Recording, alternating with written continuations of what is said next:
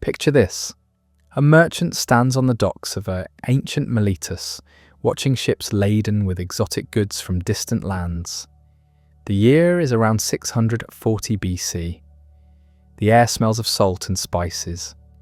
Greek colonies dot the Mediterranean like scattered jewels. But this merchant is different from the others counting their profits and calculating trade routes. While they see only cargo and coin, he sees something else entirely: patterns in the stars above, mathematical relationships in the angles of the ship's sails, the hidden geometry underlying everything around him. This man would become known as Thales of Miletus, and he was about to change the world forever. Not through conquest or political power, but through something far more revolutionary: the power of human reason itself. Before we dive into this extraordinary journey, I need you to do something simple. Hit that like button and subscribe to the channel. It costs you nothing, but it means everything to me. I'm genuinely curious where in the world you're watching this from, so drop a comment and let me know. Now settle back and prepare to meet the man who essentially invented Western philosophy and science as we know it. But here's what makes Thales truly fascinating. He wasn't content to simply accept the explanations handed down by tradition and myth. While his contemporaries attributed earthquakes to Poseidon's anger and eclipses to divine displeasure, Thales dared to ask a different kind of question. What if there were natural, discoverable causes behind these phenomena? What if the universe operated according to principles that human minds could actually understand? This wasn't just intellectual curiosity. This was a complete revolution in how human beings thought about reality itself. For thousands of years, people had explained the world through stories of gods and monsters, heroes and villains. Thales proposed something unprecedented, that behind the chaos and confusion of everyday experience lay mathematical laws and rational principles waiting to be discovered. The world Thales inhabited was unlike anything we know today. Ancient Greece in the 7th century BC was a collection of independent city-states scattered across the Mediterranean. Trade routes connected these communities to Egypt, Babylon, and the far reaches of the known world. Miletus itself sat at the crossroads of civilizations, a bustling commercial hub where ideas flowed as freely as goods. Think about what this meant for a curious mind like Thales. Egyptian priests shared their ancient mathematical wisdom. Babylonian astronomers revealed their sophisticated observations of planetary movements. Phoenician traders brought stories of distant lands and different ways of thinking. All of this knowledge converged in the markets and temples of Miletus, creating an intellectual melting pot unlike anywhere else in the ancient world. But Thales wasn't just absorbing this information passively, he was transforming it, taking the practical mathematics the Egyptians used for land surveying and turning it into abstract geometry, converting Babylonian astronomical records into theoretical models of how the cosmos actually worked. This synthesis of different traditions would become the foundation of what we now call science. The political landscape of Thales' time was equally complex and fascinating. The great powers of the ancient world, Egypt and Babylon, were locked in constant struggle for dominance. Meanwhile, a new force was emerging in the east. The Persian Empire under Cyrus the Great was expanding rapidly, swallowing kingdom after kingdom. The Greek city-states found themselves caught between these competing powers, forced to navigate an increasingly dangerous political environment. Thales witnessed all of this upheaval firsthand. He saw empires rise and fall. He watched as traditional certainties crumbled and new realities emerged. Perhaps this experience of constant change shaped his philosophical outlook. If political systems were temporary and cultural beliefs varied from place to place, maybe there were deeper truths that transcended these surface fluctuations. His family background provided him with both the resources and the freedom to pursue such questions. Born into the merchant class, Thales had access to education and travel opportunities denied to most of his contemporaries. He could afford to spend time thinking about abstract problems rather than worrying about basic survival. This privilege came with a responsibility, though. The wealthy were expected to contribute to their communities through public service and civic engagement. The intellectual environment of Miletus was particularly conducive to original thinking. Unlike more traditional societies dominated by religious orthodoxy, the Greek city-states encouraged debate and questioning. The agora, or public square, served as a forum where citizens gathered to discuss everything from politics to philosophy. Ideas were tested through argument and evidence rather than simply accepted on authority. This culture of intellectual freedom allowed Thales to develop ideas that would have been suppressed elsewhere. When he proposed that earthquakes were caused by underground water movements rather than divine anger, he wasn't executed for blasphemy. Instead, people listened and considered his arguments. This tolerance for unconventional thinking was essential for the development of rational inquiry, but intellectual freedom alone wasn't enough. Thales also needed access to the accumulated knowledge of earlier civilizations. Fortunately, Miletus's position as a trading hub provided exactly that access. Egyptian mathematics, developed over thousands of years for practical purposes like pyramid construction and Nile flood prediction, offered sophisticated techniques for geometric calculation. Babylonian astronomy, with its detailed records of planetary positions and eclipse cycles, revealed patterns in celestial movements that contradicted simple mythological explanations. These ancient civilizations had developed impressive technical knowledge, but they hadn't taken the crucial step that Thales would take. They hadn't asked why these techniques worked, or what deeper principles might explain their effectiveness.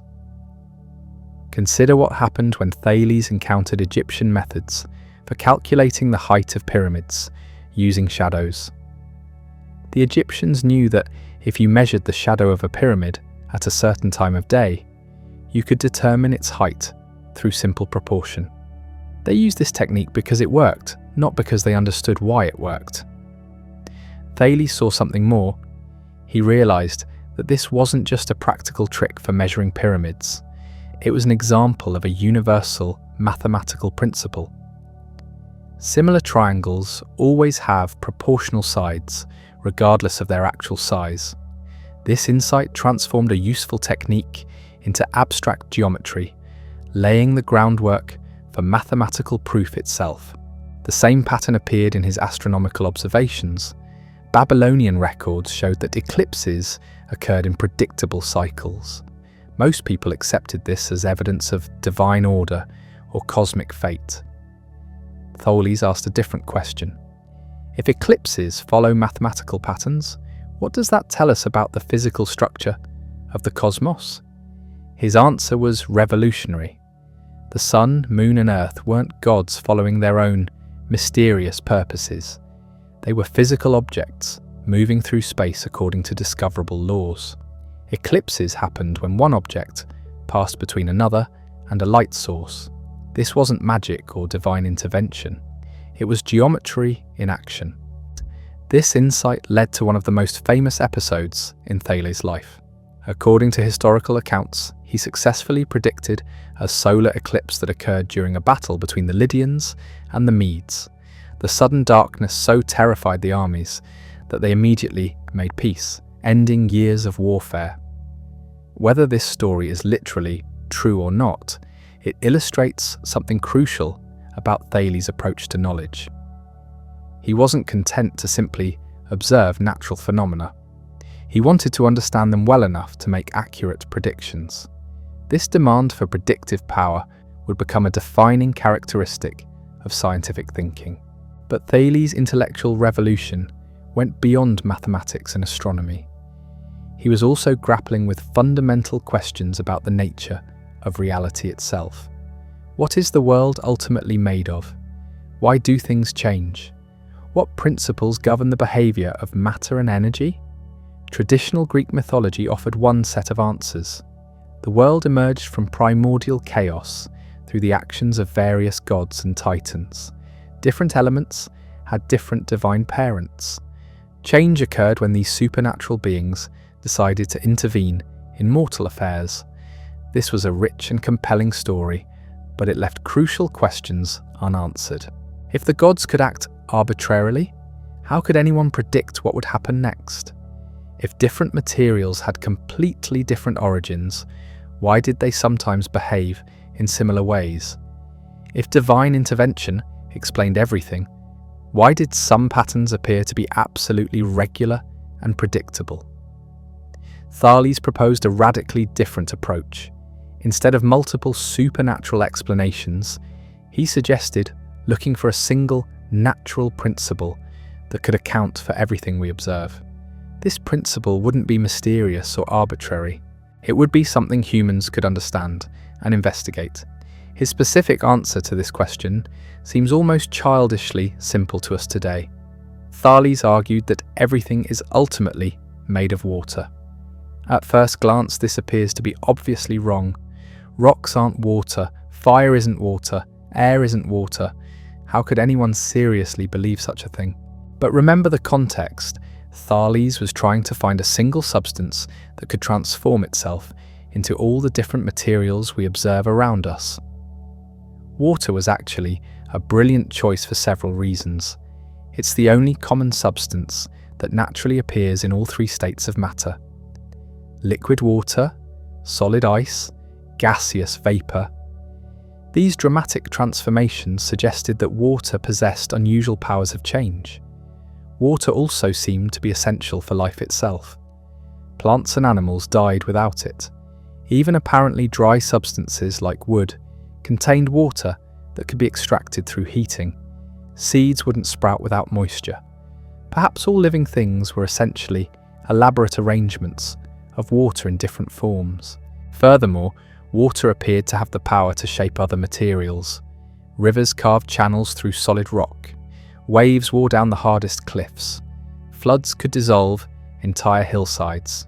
If water could transform the landscape so dramatically, maybe it could transform itself just as completely. This wasn't just speculation. Thales was drawing on careful observation of natural processes. He had seen how water vapor condensed into liquid droplets. He had watched ice melt and refreeze. He had observed how organic materials decomposed back into apparently simpler components. All of these phenomena suggested that beneath the surface, diversity of the world lay a more fundamental unity. The philosophical implications of this idea were staggering. If everything really was made of water in different forms, then the entire universe was essentially one substance expressing itself in countless ways. This meant that seemingly different materials might follow similar laws. It also meant that change wasn't arbitrary or supernatural. It was the natural behavior of matter following its own inherent principles. This insight opened up entirely new possibilities for human understanding. Instead of memorizing different explanations for different phenomena, people could look for general principles that applied across many situations.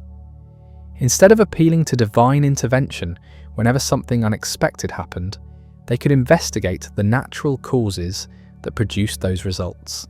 Thales was essentially proposing that the universe was intelligible, that human reason, properly applied, could uncover the hidden order underlying apparent chaos. This wasn't just an abstract philosophical position, it was a practical program for expanding human knowledge and power. But this revolutionary approach came with challenges that Thales was only beginning to recognize. If everything follows natural laws, what about human behavior? Are we just complex arrangements of water following the same principles as rivers and clouds? If so, what happens to concepts like moral responsibility and free will? These questions would occupy philosophers for centuries to come. Thales had opened a door that could never be completely closed again. Once humans began thinking of the universe as a rational system governed by discoverable laws, the implications rippled outward into every area of human experience. The magnitude of what Thales was attempting cannot be overstated. He wasn't just challenging specific beliefs about earthquakes or eclipses, he was fundamentally reimagining the relationship between human beings and the world around them. For millennia, people had seen themselves as subjects in a cosmic drama directed by unpredictable supernatural forces. Thales was suggesting something far more radical, that humans could become active investigators of nature's secrets. This shift required a completely different kind of courage than physical bravery on the battlefield. It demanded the intellectual courage to question everything that previous generations had taken for granted. When Thales looked at a thunderstorm, he didn't see Zeus hurling lightning bolts in anger. He saw electrical phenomena that might have natural explanations. When he observed the tides, he didn't see Poseidon's moods. He saw mechanical forces that might follow predictable patterns. This new way of thinking wasn't just abstract philosophy. It had immediate practical consequences that transformed how people approached everyday problems. Traditional approaches to agriculture, for example, relied heavily on religious rituals and seasonal festivals designed to appease agricultural deities. Farmers would make odd offerings to ensure good harvests and perform ceremonies to ward off crop diseases. Thales suggested a different approach. Instead of focusing primarily on divine favour, farmers could study soil conditions, weather patterns, and plant biology. They could experiment with different planting techniques and observe which methods produced the best results. This didn't necessarily mean abandoning religious practices entirely, but it did mean supplementing them with careful empirical investigation. The implications extended far beyond farming. Traditional medicine relied heavily on supernatural explanations for disease and healing. Illness was often attributed to divine punishment, demonic possession, or violations of religious taboos. Treatment focused on appeasing offended deities through sacrifices, prayers, and ritual purification. While Thales didn't develop a complete medical theory, his approach suggested that diseases might have natural causes that could be investigated and understood. If the human body was ultimately made of the same fundamental substance as everything else, then it should follow discoverable laws just like other natural phenomena. This opened the door to systematic study of anatomy, physiology, and the effects of different treatments. The economic implications were equally revolutionary. Traditional approaches to trade and commerce relied heavily on supernatural guidance. Merchants would consult oracles before major voyages, perform rituals to ensure favourable winds, and attribute success or failure to divine intervention. While these practices provided psychological comfort, they didn't necessarily improve practical outcomes. Thales' rational approach suggested that commercial success might depend more on careful observation and logical planning than on religious ceremonies. Successful merchants could study weather patterns, seasonal variations in supply and demand, and the political stability of different trading partners. They could develop systematic methods for evaluating risks and opportunities. This shift toward rational analysis had profound social consequences. In traditional societies, knowledge was primarily controlled by religious authorities who claimed special access to divine wisdom. Priests and oracles served as intermediaries between human beings and the supernatural realm. Their pronouncements carried enormous weight precisely because ordinary people couldn't verify or challenge them. Thales' approach democratized knowledge in a fundamental way. If natural phenomena followed discoverable laws, then anyone with sufficient intelligence and persistence could potentially uncover those laws. Knowledge wasn't the exclusive property of a privileged religious caste. It was accessible to anyone willing to observe carefully and think logically. This democratization wasn't complete, of course. Thales himself came from a privileged background that gave him the leisure time necessary for extended investigation. Most people were too busy with basic survival to spend years studying abstract philosophical questions. But the principle was established.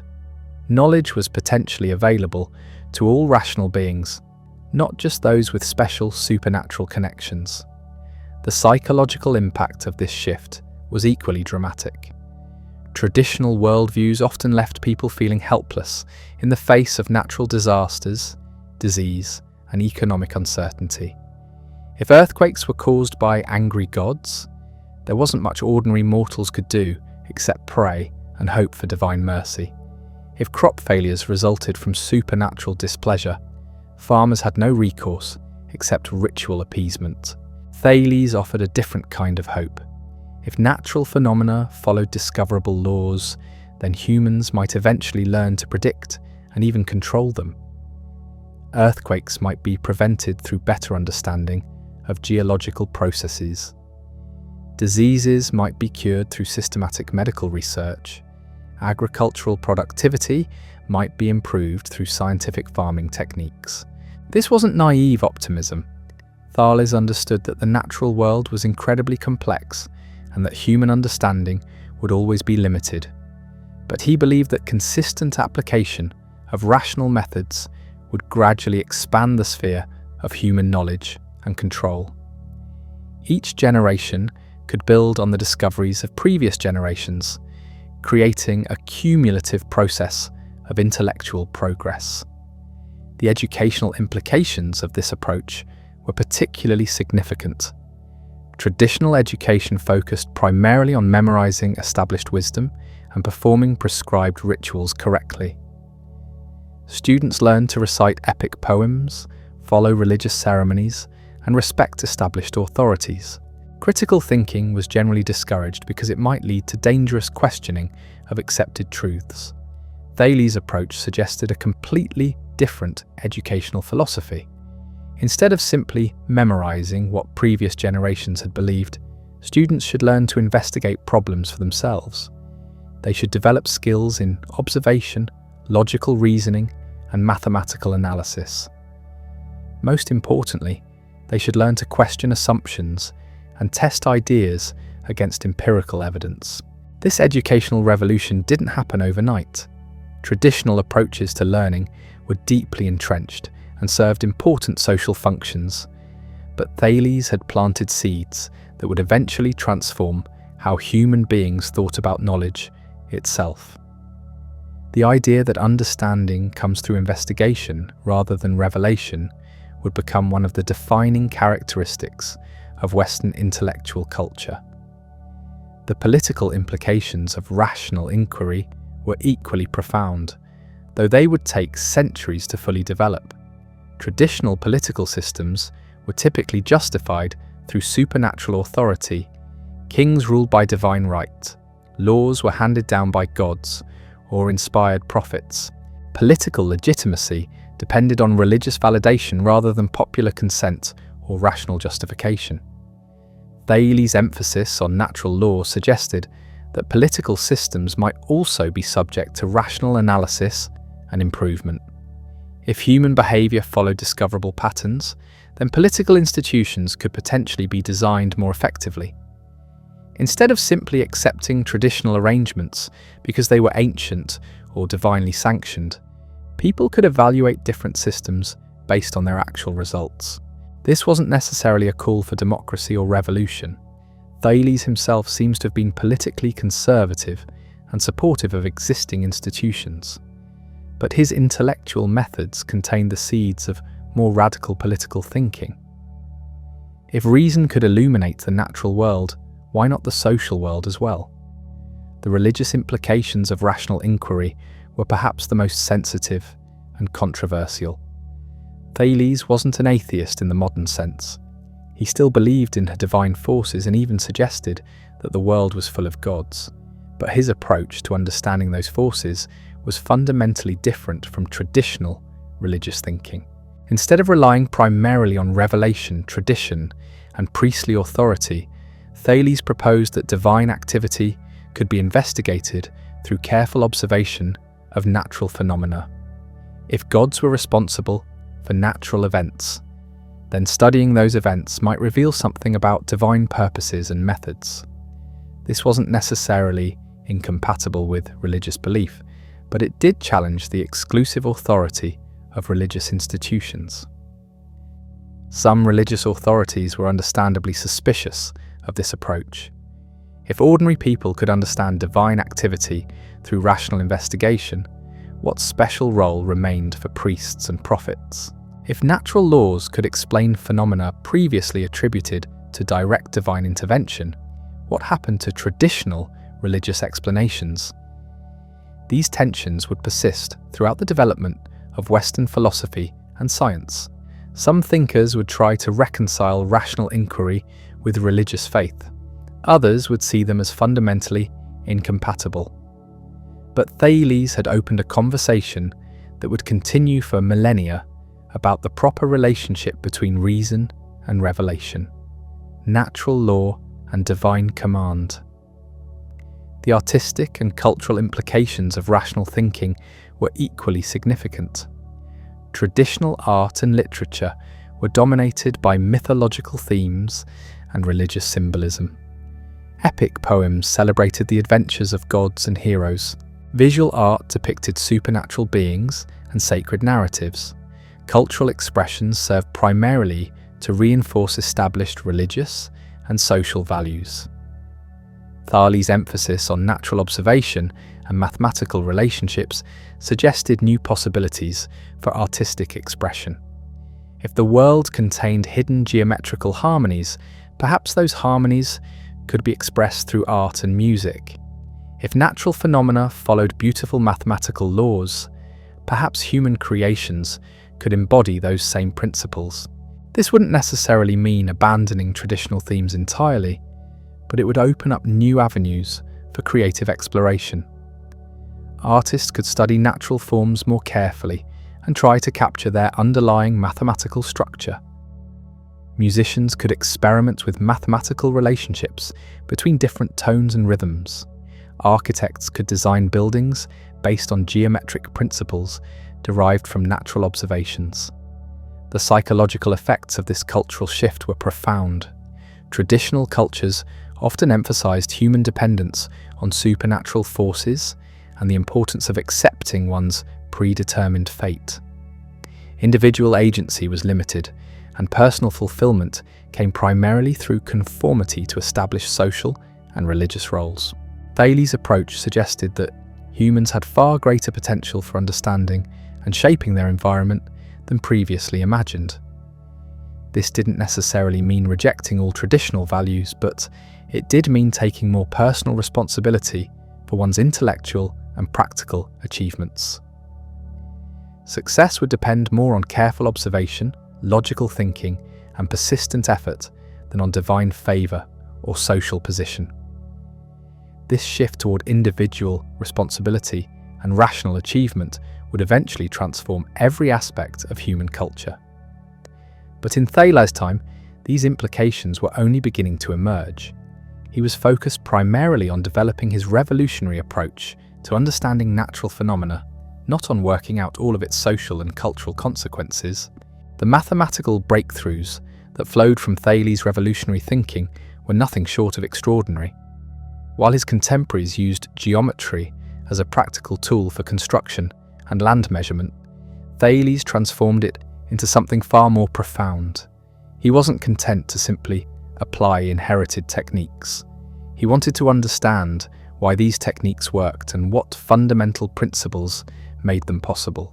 This quest for mathematical understanding led to discoveries that would echo through the centuries.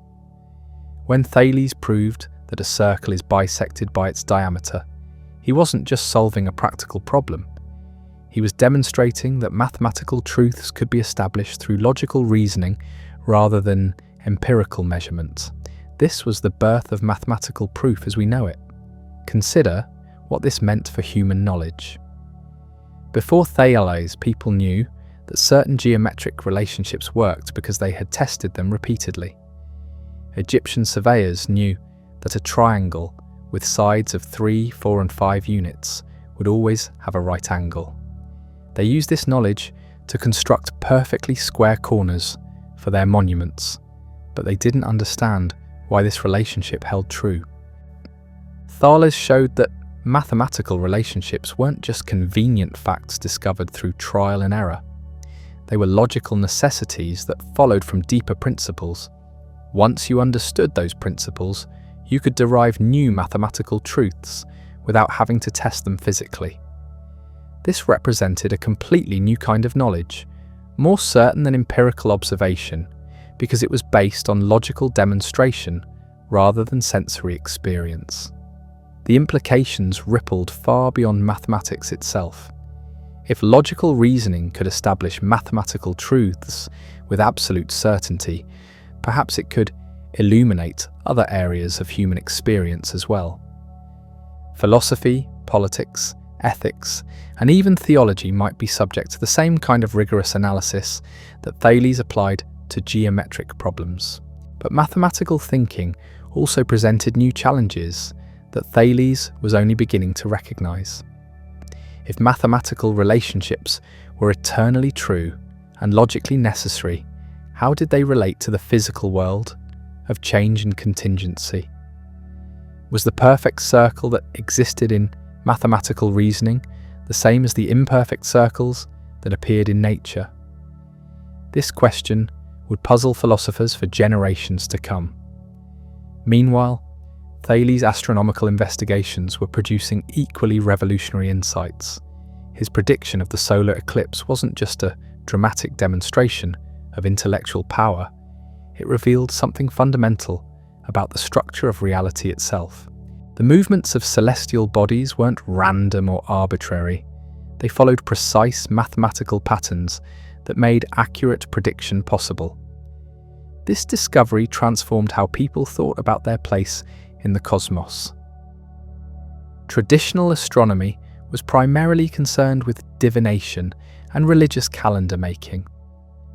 The positions of stars and planets were important because they supposedly influenced human affairs through supernatural mechanisms.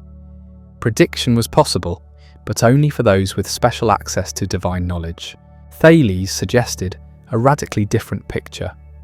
Celestial movements were mechanical processes that could be understood through careful observation and mathematical analysis. The same rational methods that worked for earthly phenomena could be applied to the heavens. This wasn't just a technical advance. It was a fundamental reimagining of the relationship between human intelligence and cosmic order. The practical consequences were immediate and far-reaching. Navigation, agriculture, and civil planning all depended on accurate astronomical information. Traditional methods relied heavily on inherited wisdom and religious authority. Mistakes were attributed to divine displeasure or human moral failings rather than inadequate understanding of natural processes. Thales' approach offered the possibility of systematic improvement. Astronomical observations could be recorded, compared, and refined over time. Mathematical models could be tested against empirical data and modified when they proved inadequate. This cumulative process of investigation and correction would eventually produce far more accurate predictions than traditional divination methods. But the intellectual challenges were enormous. The apparent movements of celestial bodies are incredibly complex when viewed from Earth. The sun, moon, planets, and stars all seem to follow different patterns with varying degrees of regularity. Developing mathematical models that could account for all these phenomena required levels of mathematical sophistication that wouldn't be achieved for centuries. Thales was laying the groundwork for this future development, but he couldn't solve all the problems himself. His greatest contribution was demonstrating that such problems could be solved through rational investigation. The specific techniques and theories would have to wait for later generations of astronomers and mathematicians. The same pattern appeared in his geological investigations. When Thales proposed that earthquakes were caused by underground water movements rather than divine anger, he was applying the same rational approach that had proved successful in mathematics and astronomy. Natural phenomena should have natural explanations that could be discovered through careful observation and logical analysis. This explanation seems crude by modern standards.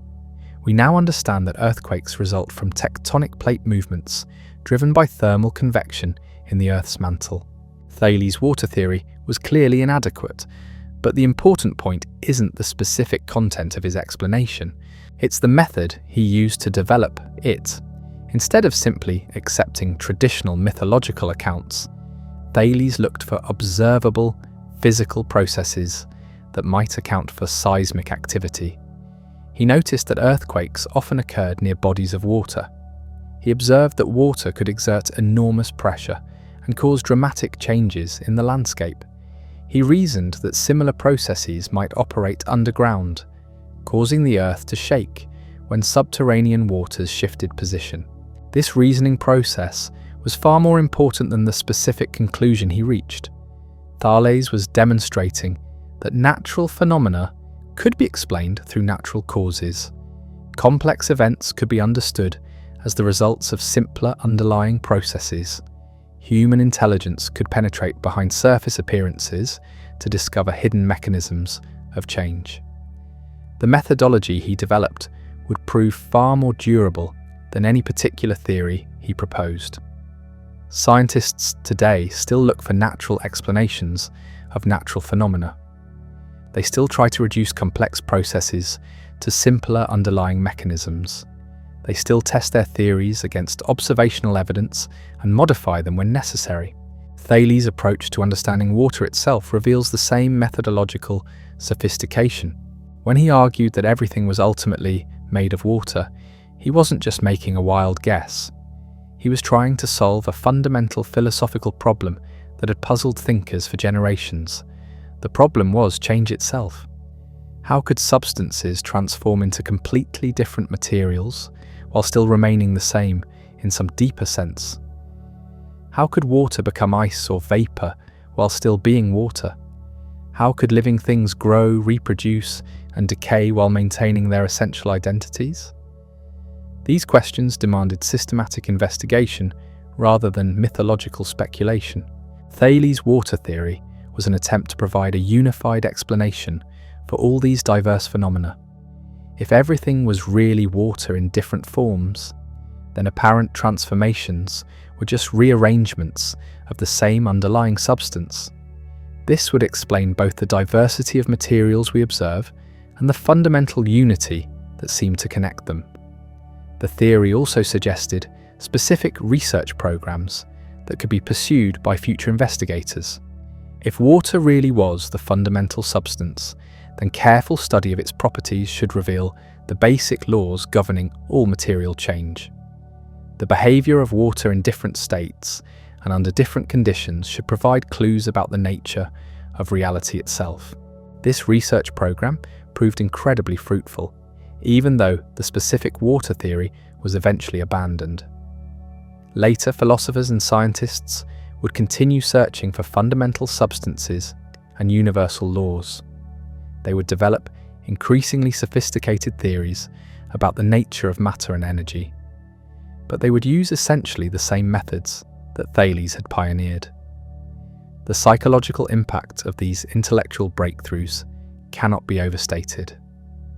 For the first time in human history, people began to see themselves as capable of understanding the deepest secrets of nature through their own rational efforts. Traditional authorities might possess valuable knowledge, but they weren't the only source of reliable information about the world. This shift in perspective was simultaneously liberating and terrifying. If human reason could penetrate natural mysteries, then individuals had far greater potential for knowledge and power than previously imagined. But this also meant taking personal responsibility for intellectual achievements and failures. Success would depend on the quality of one's thinking rather than on divine favour or social position. The educational implications were revolutionary. Traditional education focused on memorising established wisdom and learning to perform prescribed roles within existing social hierarchies. Students were taught what to think rather than how to think. Questioning established authorities was generally discouraged because it threatened social stability. Thales' approach suggested that education should develop students' capacity for independent investigation and logical reasoning. Instead of simply accepting inherited knowledge, students should learn to evaluate evidence, construct arguments, and test ideas against empirical observations. This didn't necessarily mean rejecting all traditional wisdom, but it did mean subjecting that wisdom to critical examination. The social consequences of this educational philosophy would take centuries to fully develop. But Thales had planted seeds that would eventually transform human culture in fundamental ways. The idea that knowledge comes through investigation rather than revelation would become one of the defining characteristics of modern civilization. Meanwhile, the political applications of rational thinking were beginning to emerge in Thales' own lifetime.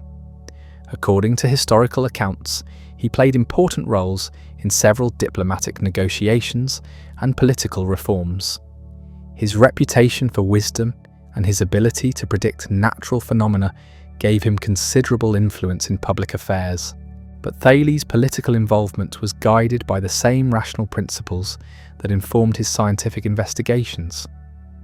Instead of simply following traditional precedents or appealing to divine authority, he tried to analyze political problems logically and develop solutions based on careful consideration of likely consequences. This approach was particularly evident in his advice regarding military strategy and international relations.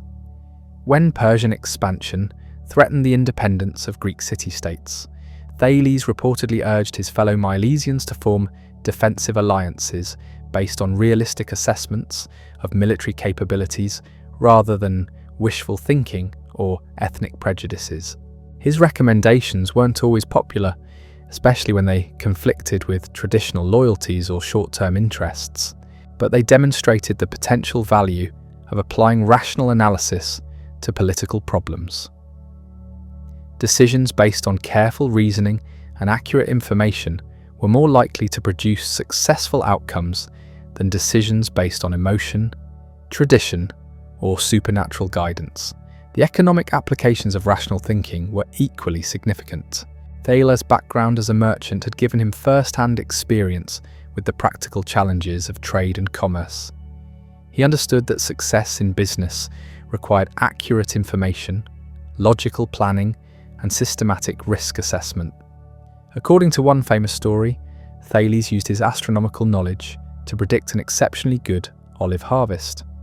He quietly bought up olive presses throughout the region before the season began, then rented them out at premium prices when demand peaked. This demonstrated that theoretical knowledge could be converted into practical advantages for those clever enough to see the connections. Whether this particular story is historically accurate or not, it illustrates an important principle that Thales certainly understood. Knowledge wasn't just an abstract good pursued for its own sake. It was a practical resource that could be applied to solve real-world problems and improve material conditions. This instrumental view of knowledge would become increasingly important as rational methods spread to new areas of human activity. Agriculture, medicine, engineering, and manufacturing would all benefit from systematic investigation and logical analysis. The economic advantages of rational thinking would provide powerful incentives for its continued development. But the relationship between theoretical knowledge and practical application was more complex than these early examples might suggest. Some of the most important intellectual breakthroughs would come from investigations pursued purely for their intrinsic interest, without any immediate practical applications in mind. The value of abstract mathematical reasoning, for instance, wouldn't become fully apparent until much later developments in science and technology. Thales was beginning to navigate these complexities, but he couldn't resolve all the tensions between pure and applied knowledge. His greatest contribution was demonstrating that both approaches were legitimate and potentially valuable. Human curiosity about the nature of reality was worth pursuing for its own sake, but the resulting insights might also prove practically useful in unexpected ways. The cultural impact of rational thinking extended far beyond economics and politics into art, literature, and religious expression. Traditional Greek culture was dominated by mythological themes that emphasized supernatural intervention in human affairs.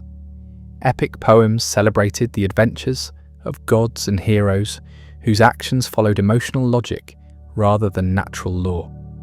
Thales' emphasis on mathematical relationships and natural causation suggested new possibilities for artistic expression. If the world contained hidden geometrical harmonies, perhaps those harmonies could be captured in human creations. If natural phenomena followed beautiful mathematical patterns, perhaps art and music could embody those same principles.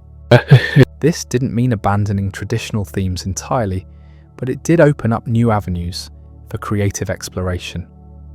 Artists could study natural forms more carefully and try to express their underlying mathematical structure. Musicians could experiment with numerical relationships between different tones and rhythms. Architects could design buildings based on geometric principles derived from scientific observation. The psychological effects of this cultural transformation were profound and lasting. Traditional worldviews often emphasized human dependence on supernatural forces and the importance of accepting predetermined fate. Individual agency was limited, and personal fulfillment came primarily through conformity to established social and religious roles. Thales' rational approach suggested that humans had far greater potential for understanding and shaping their environment than previously imagined. This didn't necessarily mean rejecting all traditional values, but it did mean taking more personal responsibility for intellectual and practical achievements. Success would depend increasingly on careful observation, logical thinking, and persistent effort, rather than on divine favor or inherited social position. The ripple effects of these philosophical innovations spread through Miletus like wildfire through dry grass. Imagine walking through the agora in those days, past merchants hawking their wares and artisans crafting pottery. You might overhear heated discussions about whether earthquakes really came from underground waters or divine displeasure. Young men gathered around Thales, peppering him with questions that would have been unthinkable just decades earlier. But Thales wasn't content to simply theorize from the comfort of his study. He was a man of action, applying his revolutionary methods to the pressing challenges of his time. When the Lydian king Croesus needed to transport his massive army across the Thales River, traditional approaches had failed. The river was too wide and deep for conventional bridges, and ferrying such a large force would take weeks. Thales proposed an engineering solution that stunned contemporaries with its elegance. Instead of fighting against the river's power, he would redirect it. His engineers dug a channel that split the river into two smaller streams, each shallow enough for the army to ford on foot. Within days, Croesus had his entire force across the water and was marching toward his fateful encounter with Cyrus of Persia. This wasn't just clever problem solving, it was rational thinking applied to military engineering on a scale that had never been attempted before. Thales had analysed the physical properties of flowing water, calculated the labour requirements for excavation, and designed a solution based on mathematical principles rather than trial and error. The success of this project enhanced Thales' reputation throughout the Greek world, but it also illustrated something crucial about his approach to knowledge. Theory and practice weren't separate domains. Understanding natural principles could lead directly to practical innovations that solved real human problems. This integration of abstract thinking and concrete application would become one of the defining characteristics of Western intellectual culture. But in Thales' time, it was still revolutionary. Most people saw a sharp divide between the realm of ideas and the world of everyday experience. Philosophers contemplated eternal truths, while craftsmen dealt with material challenges. Thales was demonstrating that these supposedly separate spheres were actually intimately connected. His astronomical work provided another striking example of this integration. The eclipse prediction that had stopped a war wasn't just an impressive display of theoretical knowledge. It was a practical intervention that saved thousands of lives and reshaped the political landscape of the ancient world. Think about what this meant for contemporary understanding of human knowledge and power. For centuries, people had believed that only gods could control celestial events. Suddenly, a mortal human being was making accurate predictions about the movements of the sun and moon. This suggested that divine knowledge might not be as mysterious and inaccessible as previously imagined. The implications were staggering. If humans could understand and predict astronomical phenomena, what other supposedly divine prerogatives might be within reach? Could weather patterns be forecast? Could diseases be cured? Could the future itself be rationally anticipated through careful study of natural causes? These questions would drive intellectual development for centuries to come. Thales couldn't answer them all himself, but he had established the crucial principle that natural phenomena were comprehensible to human reason.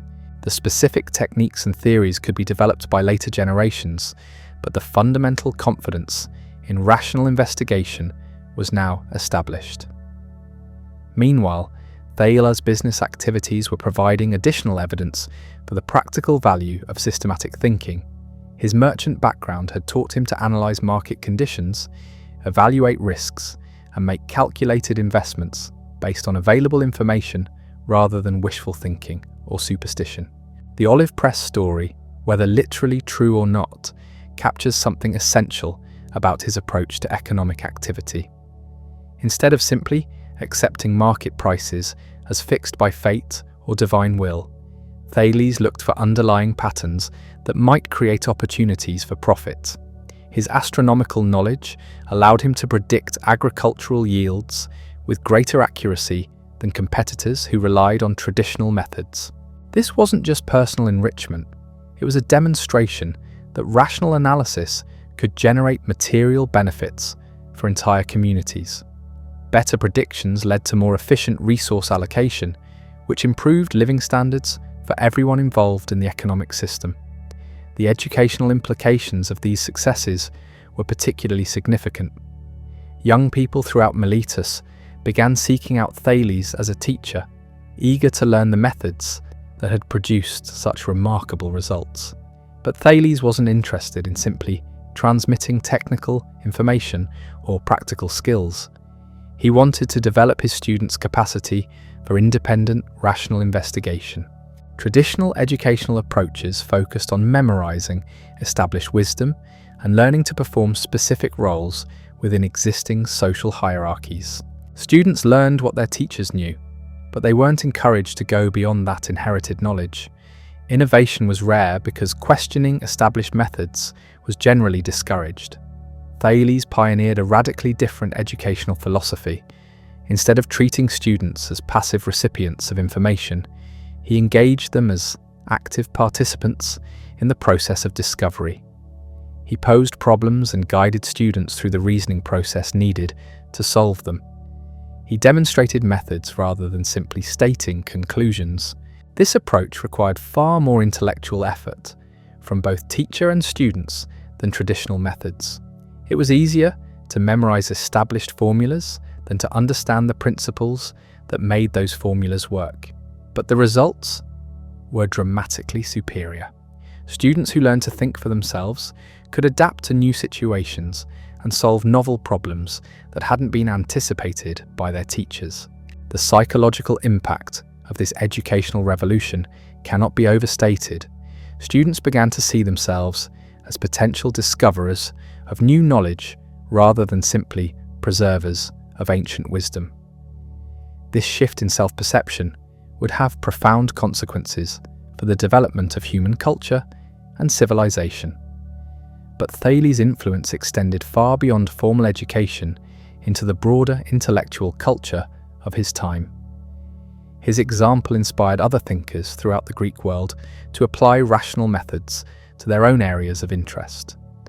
Within a generation, systematic investigation was being applied to politics, medicine, geography, and even poetry. This intellectual ferment created what we might recognize as the first research community in human history. Thinkers in different cities began corresponding with each other, sharing observations and debating theories. Knowledge became cumulative as each generation built on the discoveries of previous investigators. The process wasn't always smooth or linear.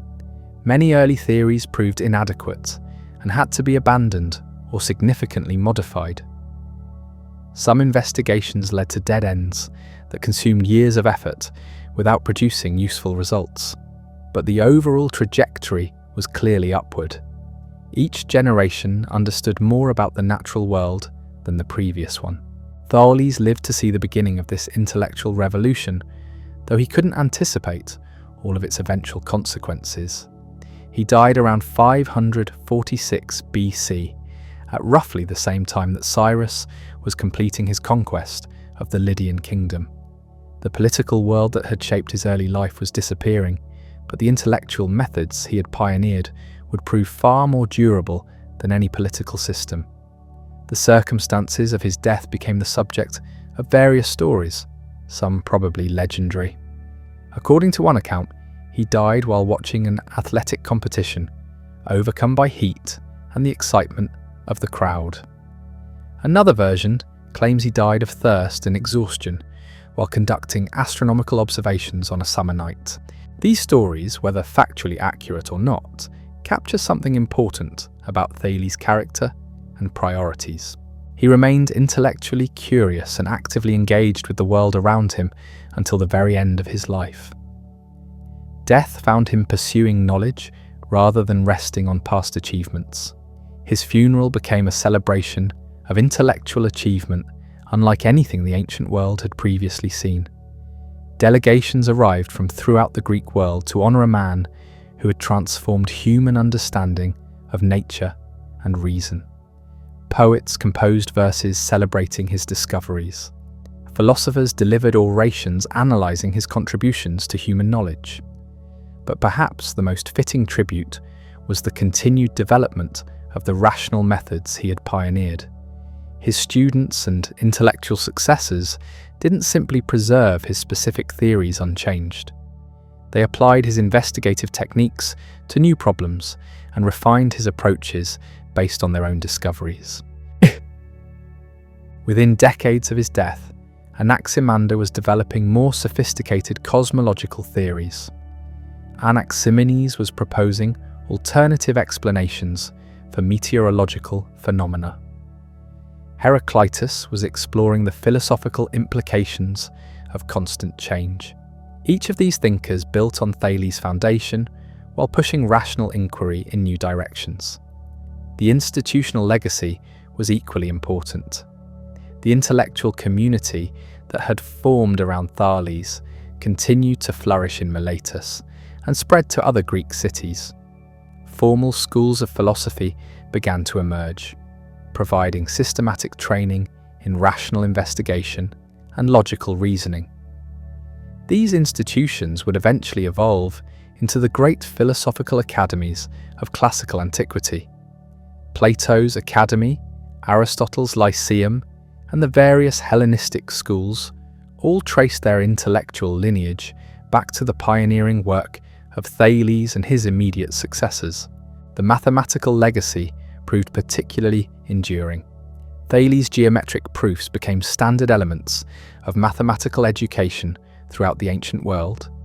His demonstration that logical reasoning could establish mathematical truths with absolute certainty provided the foundation for all subsequent mathematical development.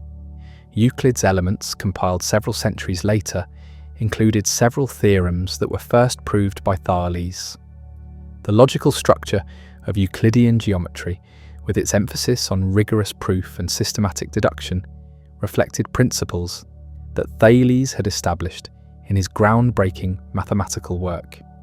The astronomical legacy was equally significant.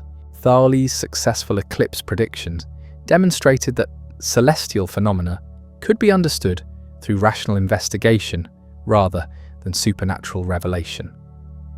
This insight inspired generations of astronomers who gradually developed increasingly sophisticated models of planetary motion. The Ptolemaic system, which dominated astronomical thinking, for over 1,000 years, was built on foundations that Thales had established. Even when that system was eventually replaced by heliocentric models, the underlying commitment to mathematical explanation of celestial phenomena remained constant. The philosophical legacy was perhaps the most profound and far-reaching. Thales' conviction that the universe was fundamentally rational and comprehensible to human intelligence became a cornerstone of Western intellectual culture. This assumption would guide scientific investigation, philosophical inquiry, and educational practice for millennia to come. Even when specific theories were abandoned or radically modified, the underlying confidence in rational investigation persisted. The scientific revolution of the 16th and 17th centuries, the Enlightenment of the 18th century, and the technological advances of the modern era all reflect principles that Thales had first articulated in ancient Miletus. But the influence wasn't limited to intellectual developments. The social and political implications of rational thinking gradually transformed human civilization in fundamental ways.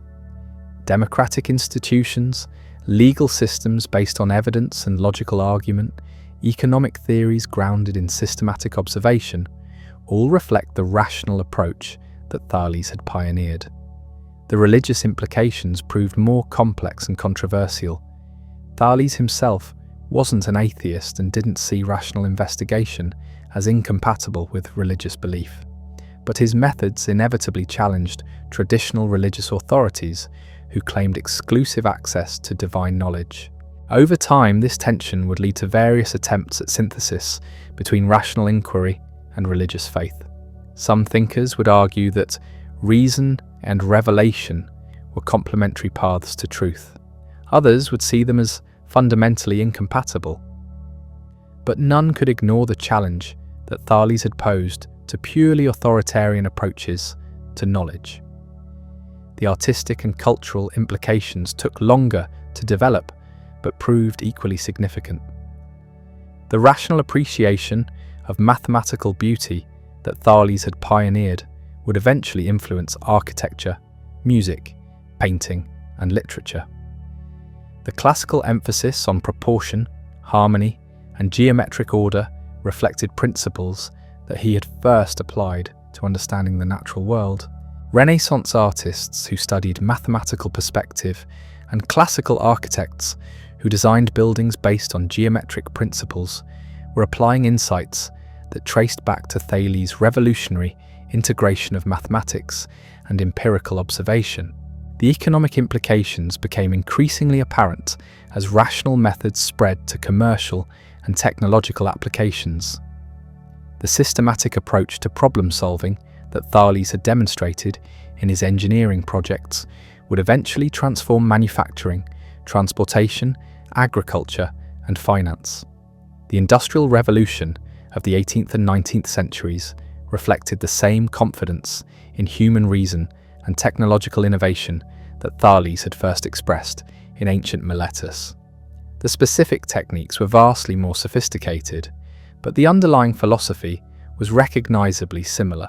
Perhaps most importantly, Thales had established the principle that human beings could understand and improve their material conditions through careful observation and logical thinking. This wasn't just abstract philosophy, it was a practical program for expanding human knowledge and power that would drive technological and social development for thousands of years. The psychological transformation was equally profound. People began to see themselves as active investigators of nature's secrets rather than passive recipients of divine revelation or traditional wisdom. This shift in self-perception encouraged innovation, experimentation, and critical thinking across all areas of human experience. The modern emphasis on education, research, and technological development all reflect this fundamental change in human self-understanding that Thales had initiated.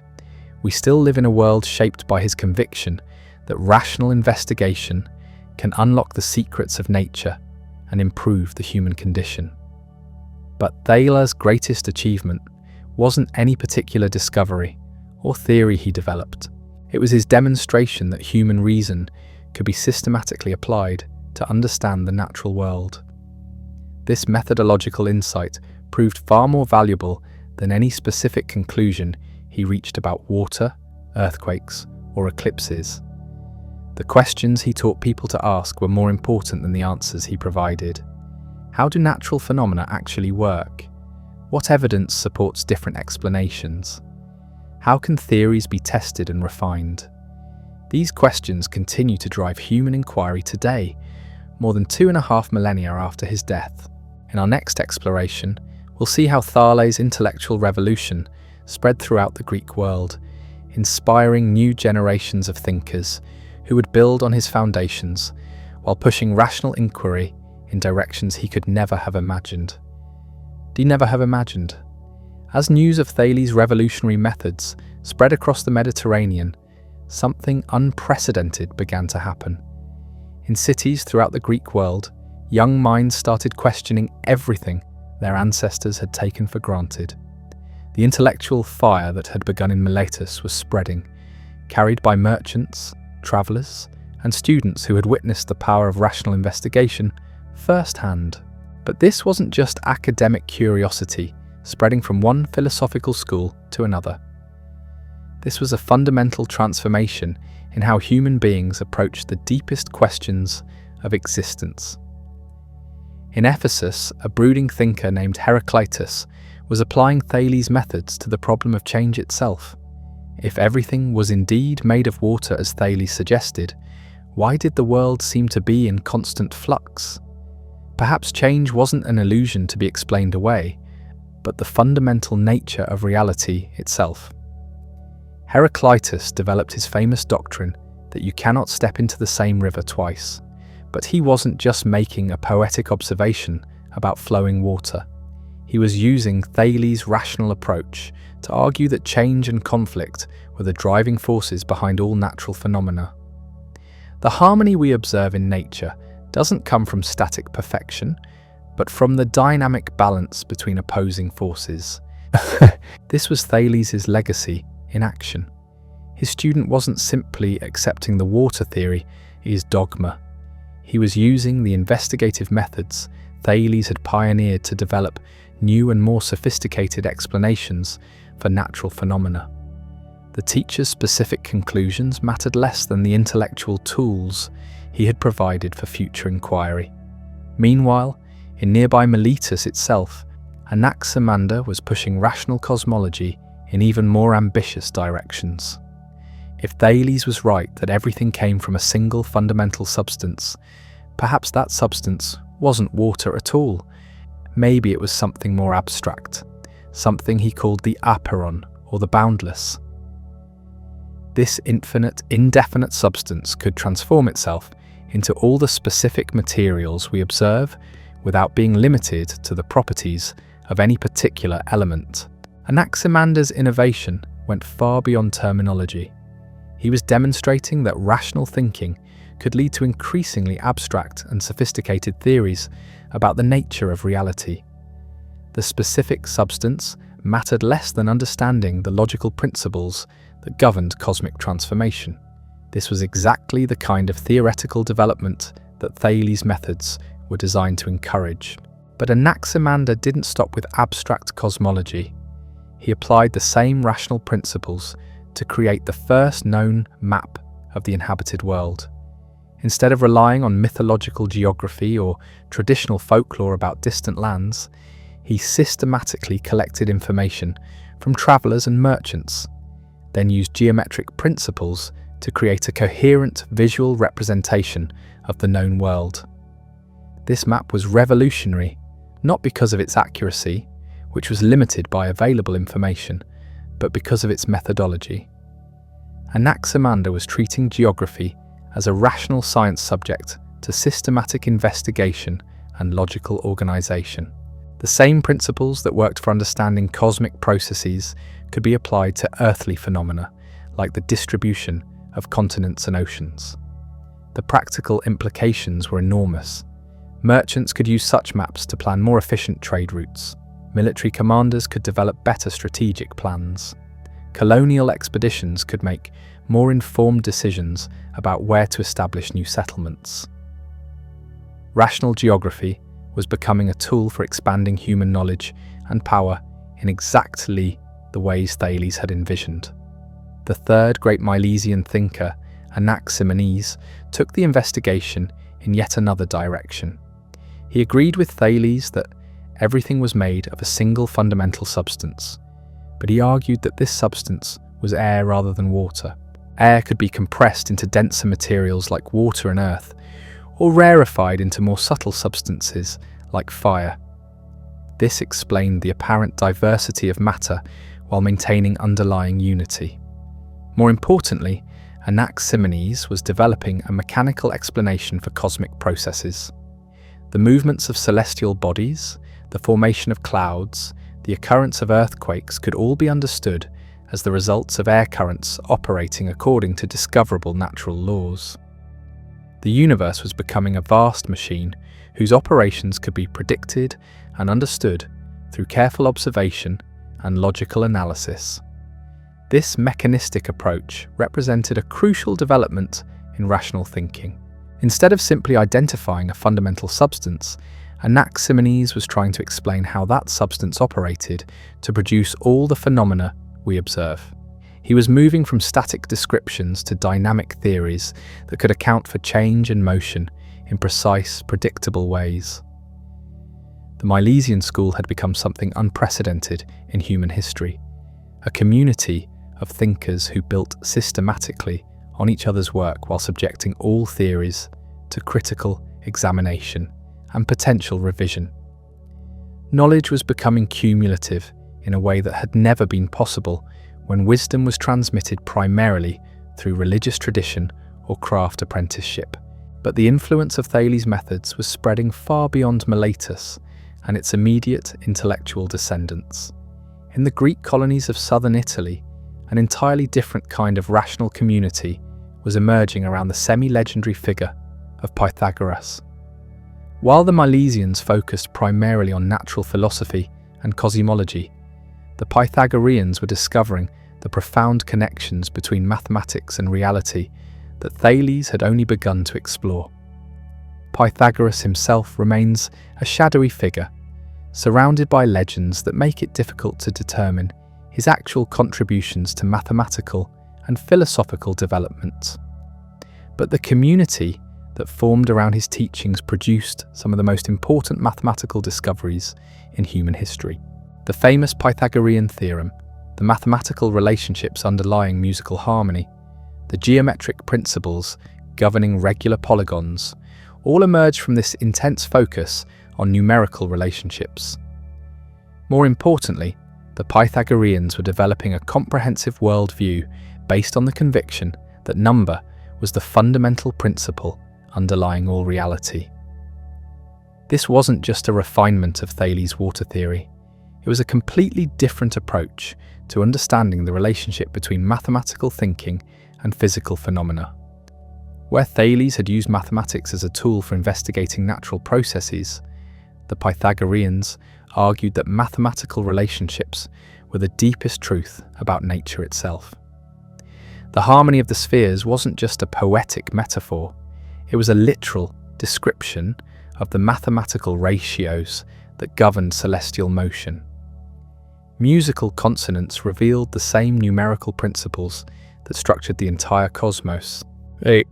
This mathematical mysticism might seem to move away from the empirical focus that had characterized Thales' approach, but in fact, it represented a natural development of his fundamental insight that the universe was rational and comprehensible to human intelligence.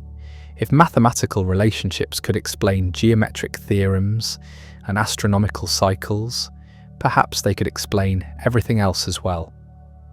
The practical consequences of Pythagorean mathematics were immediate and dramatic.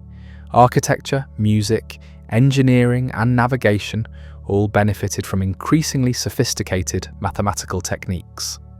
The theoretical discoveries of the Pythagorean communities translated directly into technological innovations that improved material conditions throughout the Greek world. But the philosophical implications were equally significant. If reality was fundamentally mathematical, then human beings possessed through their rational faculties a direct connection to the deepest structures of existence. This wasn't just a claim about human knowledge, it was a claim about human nature itself. We weren't separate from the cosmos we studied. We were integral parts of a rationally ordered universe, expressing its own mathematical essence through our investigative activities. This insight would prove crucial for the development of Western philosophy and science. The conviction that mathematical reasoning could unlock cosmic secrets provided the confidence necessary for increasingly ambitious theoretical projects. From Ptolemaic astronomy to Newtonian mechanics to modern quantum theory, the assumption that nature speaks mathematics has driven scientific development for over 2 millennia. Meanwhile, in other Greek cities, thinkers were applying rational methods to problems that went far beyond natural philosophy and mathematics. In Elea, Xenophanes was using logical argument to criticize traditional religious beliefs and develop more sophisticated theological concepts. In Ephesus, Heraclitus was exploring the philosophical implications of constant change and conflict. Xenophanes' critique of anthropomorphic religion illustrates how Thales' rational approach inevitably led to challenging traditional authorities. If natural phenomena could be explained through discoverable causes rather than divine intervention, what did this imply about the nature of the gods themselves? Xenophanes argued that traditional mythological accounts of divine behaviour were obviously false because they attributed human characteristics to supposedly perfect beings. This wasn't necessarily atheism, but it was a rational theology that subjected religious claims to the same kind of critical analysis that had proved successful in understanding natural phenomena. If the gods existed, they must be worthy of rational worship. This meant they couldn't be arbitrary, cruel, or limited in the ways that mythological accounts suggested. The social implications of such theological criticism were profound and potentially dangerous. Traditional religious institutions derived their authority from claims about divine revelation and inherited wisdom. If rational investigation could evaluate and potentially reject these claims, the entire basis of priestly authority was called into question. But Xenophanes and other early philosophers weren't necessarily trying to undermine social order. They were trying to develop more adequate understanding of divine reality based on the same rational principles that had proved successful in other areas of investigation. If the gods were real, they deserved to be understood as clearly as possible, rather than misrepresented through crude, anthropomorphic imagery. Heraclitus approached these questions from a different angle, focusing on the fundamental nature of change and stability. If everything was indeed in constant flux, as empirical observation seemed to suggest, how could there be any permanent truths or reliable knowledge? His famous statement that you cannot step into the same river twice captured a genuine philosophical problem that rational investigation had created. Thales had shown that natural phenomena followed discoverable laws, but these laws seemed to govern processes of change rather than static states. If everything was always becoming something else, what remained constant enough to serve as the foundation for reliable knowledge? Heraclitus's answer was that the law of change itself was the only permanent feature of reality. This paradoxical insight, that constancy could be found only in inconstancy, represented a sophisticated development of rational thinking about fundamental philosophical problems. Heraclitus wasn't abandoning the search for underlying principles. He was arguing that the principle of change itself was more fundamental than any particular stable substance or relationship. The practical implications of this philosophical position were significant for understanding human life and social organization. If change was indeed the fundamental law of existence, then human institutions and personal identities must also be understood as dynamic processes rather than fixed entities. This suggested that social reform and personal development were not only possible but inevitable aspects of natural law. Such insights were beginning to influence political thinking throughout the Greek world. Traditional approaches to governance assumed that social hierarchies and legal systems reflected permanent divine commands or natural necessities. But if a rational investigation revealed that change was fundamental to all existence, perhaps human institutions could also be rationally analysed and systematically improved. This political application of rational thinking would eventually lead to some of the most important innovations in human social organisation.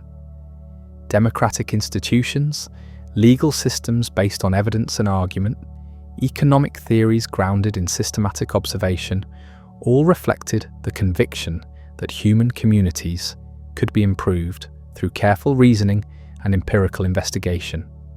But these political developments were still in their early stages during the generation immediately following Thales.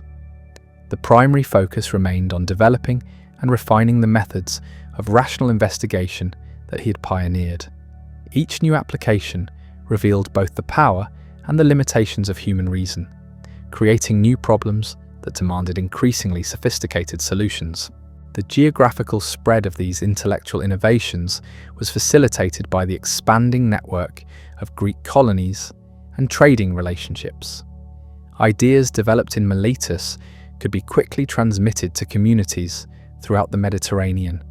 Thinkers in different cities could correspond with each other, sharing observations and debating theories across vast distances. This created the first international intellectual community in human history. Knowledge was no longer confined to particular localities or transmitted only through direct personal contact.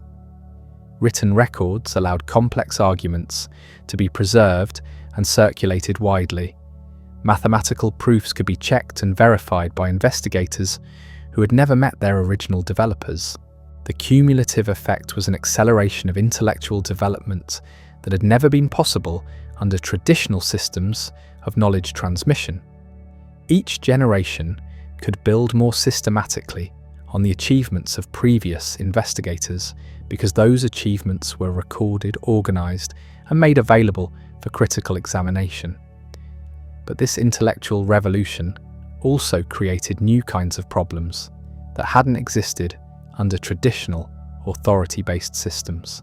How could competing theories be evaluated when different investigators reached contradictory conclusions?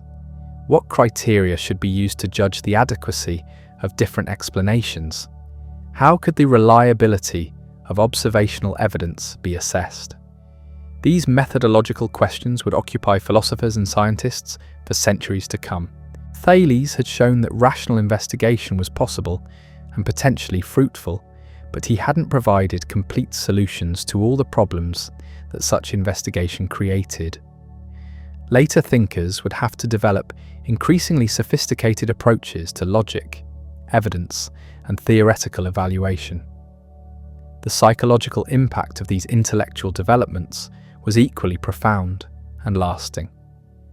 People were beginning to see themselves as active participants in the discovery of truth rather than passive recipients of traditional wisdom. This shift in self-perception encouraged innovation, experimentation, and critical thinking across all areas of human experience. Young people throughout the Greek world were seeking out teachers who could provide training in rational methods of investigation. Formal schools began to emerge, offering systematic instruction in mathematics, logic, and natural philosophy. Education was becoming a preparation for original thinking rather than simply a transmission of inherited knowledge. The economic implications of this educational revolution were significant. Communities that could produce citizens capable of rational problem-solving gained competitive advantages in trade, technology, and military affairs. Investment in education began to pay direct dividends in improved material conditions and expanded opportunities for wealth creation. But the cultural transformation went far beyond economic considerations. Art, literature, music, and religious expression were all being influenced by the rational appreciation of mathematical relationships and natural processes that Thales had pioneered. The classical emphasis on proportion, harmony, and geometric order reflected principles that he had first applied to understanding the physical world.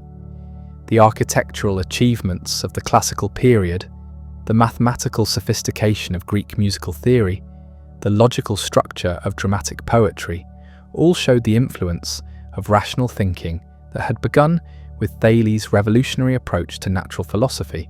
Human creativity was being enhanced and disciplined by systematic understanding of the principles underlying beauty and artistic excellence.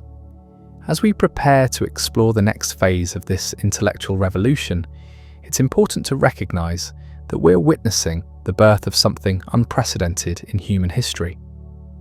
The confidence in rational investigation that Thales had established was creating new possibilities for human knowledge and achievement that would transform civilization in ways he could never have fully anticipated. The specific theories he developed were often crude and would eventually be abandoned or radically modified. But the methods he pioneered and the confidence in human reason that he established would prove far more durable than any particular conclusion he reached about water earthquakes or eclipses. His greatest gift to humanity was not any single discovery, but the demonstration that systematic rational investigation could unlock the secrets of nature and improve the human condition. In the generations following his death, this gift would be developed and refined by thinkers whose intellectual ambitions would dwarf even Thales' revolutionary vision. But they would all be building on foundations that he had established in the bustling markets and quiet gardens of ancient Miletus, where for the first time in human history, someone dared to believe that the universe was rational and that human minds were capable of understanding its deepest principles. Capable of understanding its deepest principles. The reverberations of Thales' intellectual earthquake were now reaching the furthest corners of the Greek world, but they were also creating unexpected tensions that would challenge the very foundations of traditional society. In the gymnasia, where young aristocrats trained their bodies, heated debates erupted about whether physical prowess or rational understanding was the true mark of human excellence. In the temples, where priests had long held unchallenged authority over spiritual matters, uncomfortable questions were being whispered about the nature of divine knowledge itself. Consider what was happening in the workshops of craftsmen throughout the Mediterranean. For generations, pottery makers had learned their trade through apprenticeship, memorizing techniques passed down from master to student without question. But now, inspired by the rational methods spreading from Miletus, some artisans began asking why certain clay mixtures produced stronger vessels, why particular firing temperatures yielded specific colours, why geometric patterns seemed more pleasing to the eye than random decorations. This wasn't mere curiosity, it was a fundamental shift in how human beings approached the acquisition of skill and knowledge. Traditional craft wisdom had always emphasized doing what worked without necessarily understanding why it worked. But Thales' example suggested that understanding underlying principles might lead to dramatic improvements in practical results. The consequences rippled through entire industries. Metalworkers began experimenting systematically with different alloy compositions, documenting their results and sharing discoveries with colleagues. Shipbuilders started applying geometric principles to hull design, creating vessels that were both stronger and more efficient than their predecessors. Farmers began observing soil conditions and weather patterns more carefully, developing cultivation techniques based on empirical evidence rather than inherited folklore. But this practical application of rational thinking created new social tensions that Thales himself had barely anticipated. Traditional authority structures depended heavily on the assumption that established knowledge was superior to innovation. Master craftsmen derived their status from exclusive possession of trade secrets. Religious leaders maintained their influence through claims of special access to divine wisdom. Political rulers justified their power through appeals to ancestral precedent and divine sanction. When rational investigation began producing demonstrably superior results in practical affairs, these traditional authorities found their positions increasingly challenged. A young potter who could explain why certain techniques worked better than others was no longer simply an apprentice to be instructed. He was potentially a rival whose innovations might surpass his master's traditional methods. The psychological impact of this shift was profound and often disturbing for those accustomed to traditional hierarchies. In societies where age and inherited status had always determined authority relationships, merit-based evaluation of ideas created unprecedented social mobility. Intelligence and rational thinking skills became sources of influence that could potentially override birth, wealth, or religious position. But the transformation wasn't uniformly welcomed, even by those who benefited from it. Many people found the constant questioning and systematic doubt that rational thinking required to be psychologically exhausting. Traditional beliefs provided comfort and certainty in an uncertain world.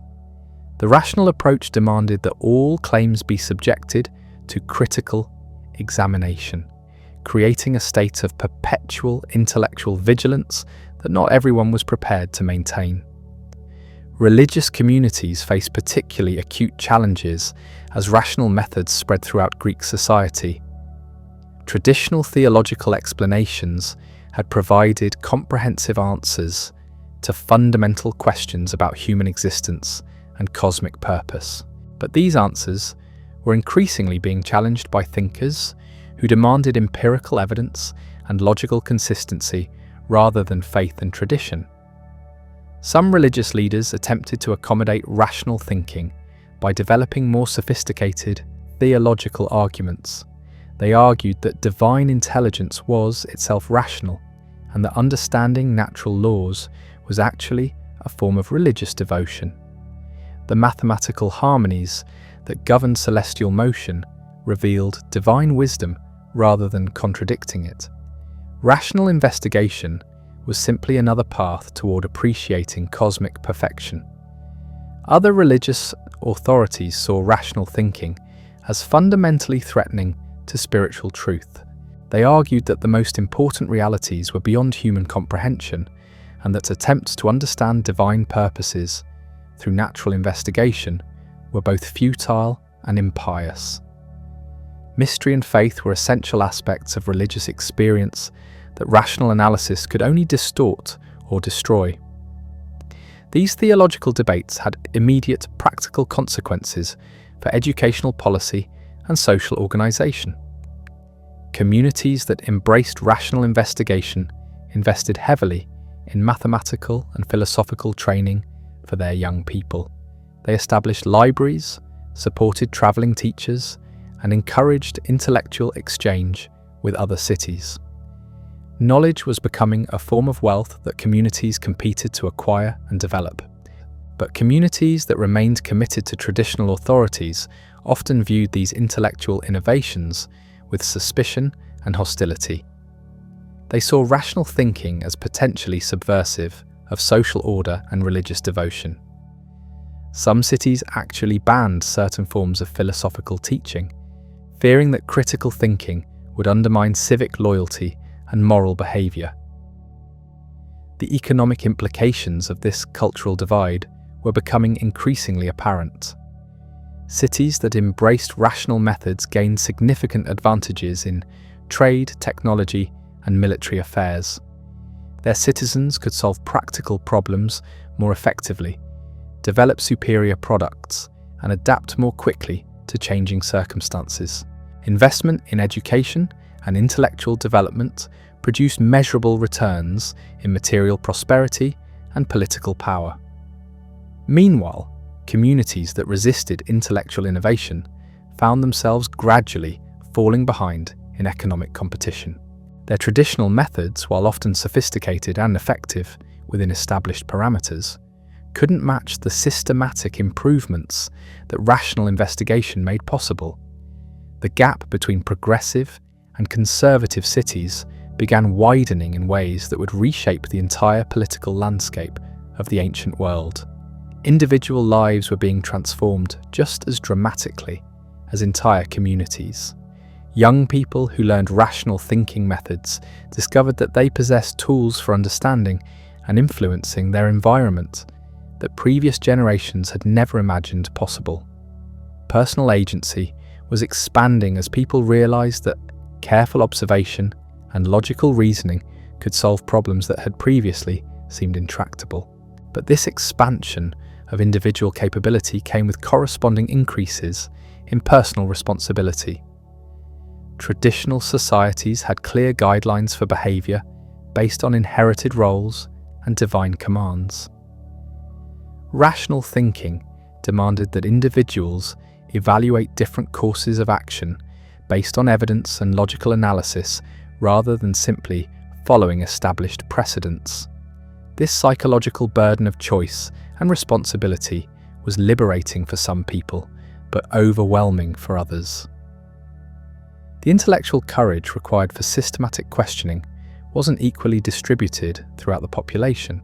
Many individuals preferred the security of traditional authorities to the uncertainty and effort that rational investigation demanded. Educational institutions were struggling to adapt to these new requirements. Traditional approaches to learning emphasized memorization of established knowledge and respect for teacher authority, but rational thinking required students to develop critical evaluation skills and intellectual independence that might challenge their instructors' expertise. Some teachers embraced this transformation, recognizing that students who learned to think for themselves would ultimately achieve greater understanding than those who simply memorized inherited information. These progressive educators began developing new pedagogical methods that emphasized questioning, experimentation, and logical analysis rather than passive absorption of traditional wisdom. Other teachers found the new approaches threatening to their professional status and personal worldview. They had built their careers on mastery of established knowledge and weren't prepared to become facilitators of student discovery rather than authorities dispensing wisdom. The transition from traditional to rational education created conflicts within schools and families throughout the Greek world. Meanwhile, the geographical spread of rational thinking was accelerating as Greek colonies and trading networks carried these intellectual innovations to distant shores.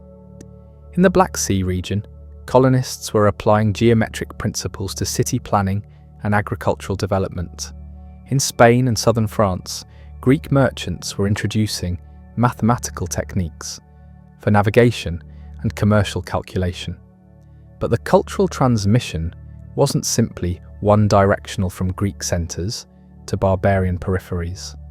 Rational methods were proving powerful tools for understanding and appreciating the wisdom that other civilizations had developed through their own traditions. Egyptian mathematics, Babylonian astronomy, and Persian engineering all contained insights that could be enhanced and extended through systematic rational analysis. This cultural synthesis was creating new hybrid forms of knowledge that combined Greek rational methods with foreign empirical observations and practical techniques. The result wasn't simply Greek wisdom imposed on other cultures, but genuinely international intellectual communities that drew on multiple traditions while subjecting all claims to critical evaluation.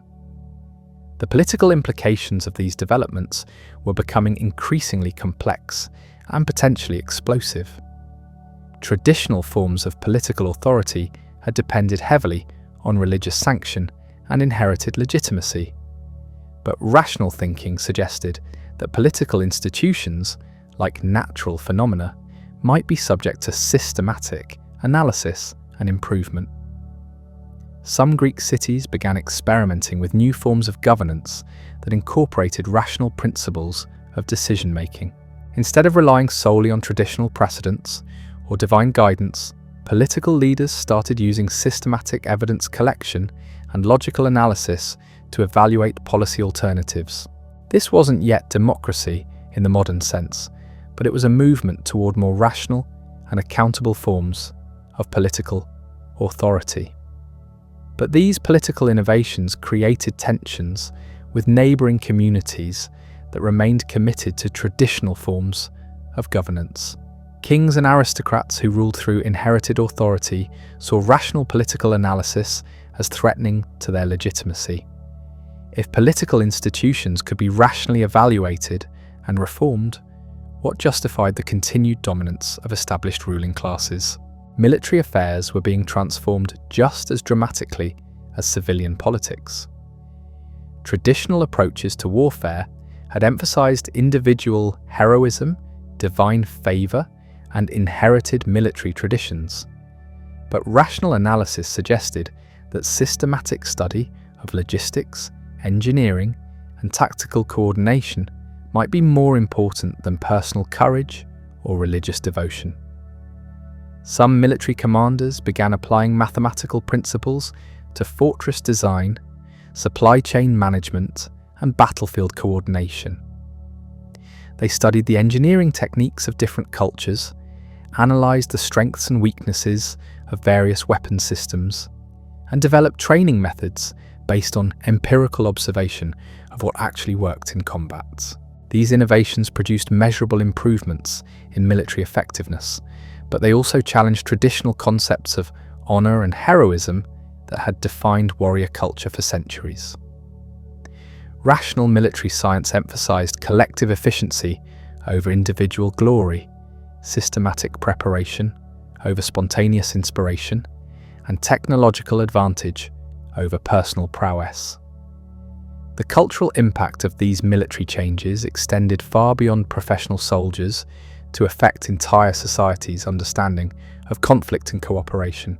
If warfare could be made more rational and predictable, perhaps diplomatic alternatives to violence could also be systematically developed. The same analytical methods that improved military efficiency might be applied to conflict resolution and peaceful cooperation. But the spread of rational military techniques also created new forms of international instability. Communities that adopted these innovations gained significant advantages over neighbours who relied on traditional methods. This created incentives for military modernization that accelerated the pace of technological and organizational change throughout the Mediterranean world. The economic consequences of military rationalization were equally dramatic. Effective warfare required substantial investments in training, equipment, and organizational infrastructure. Cities had to develop more sophisticated systems of taxation and resource mobilization to support rational military establishments. This drove innovations in accounting, administration, and economic planning that transformed civilian life as much as military affairs. Trade relationships were being revolutionized by the application of rational principles to commercial activities. Traditional approaches to long-distance commerce had relied heavily on personal relationships, religious oaths, and inherited trading partnerships. But systematic analysis of market conditions, transportation costs, and risk assessment was making commerce more efficient and predictable.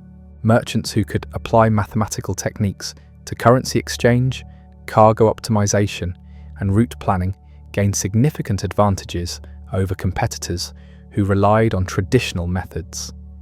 This created incentives for commercial education that spread rational thinking far beyond the philosophical schools where it had originated. Banking and credit systems began emerging to support increasingly complex commercial relationships. These financial innovations required sophisticated mathematical techniques for calculating interest, evaluating risks, and maintaining accurate records.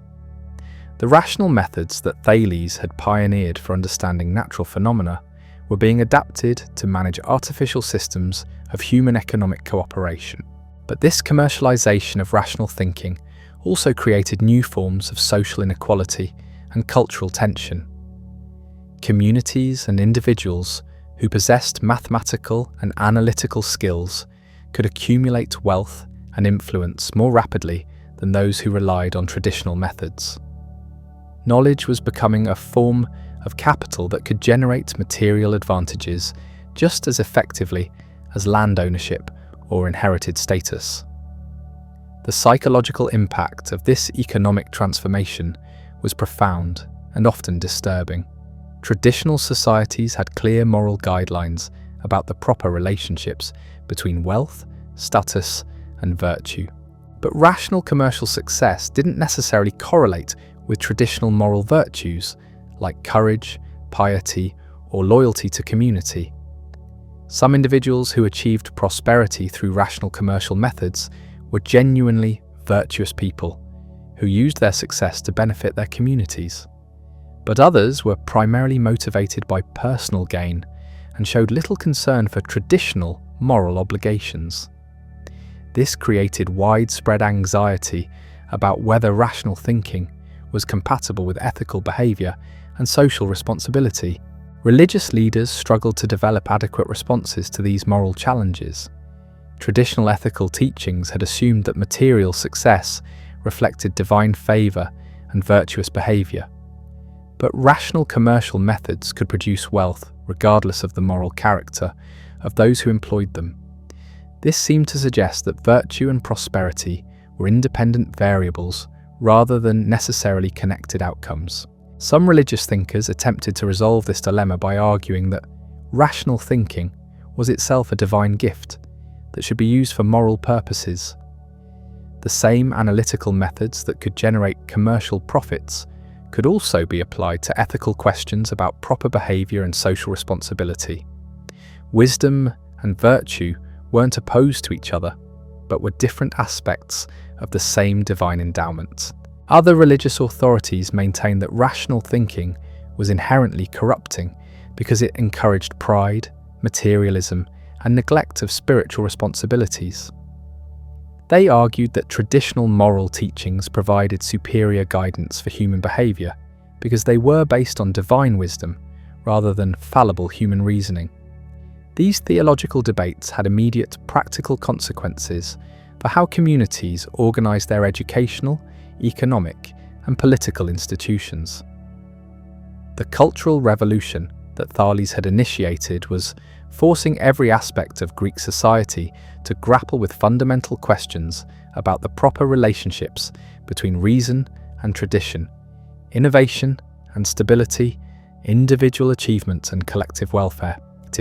As these tensions continued to develop and intensify, it became increasingly clear that the intellectual revolution begun in Miletus would ultimately transform not just Greek civilization, but human culture itself.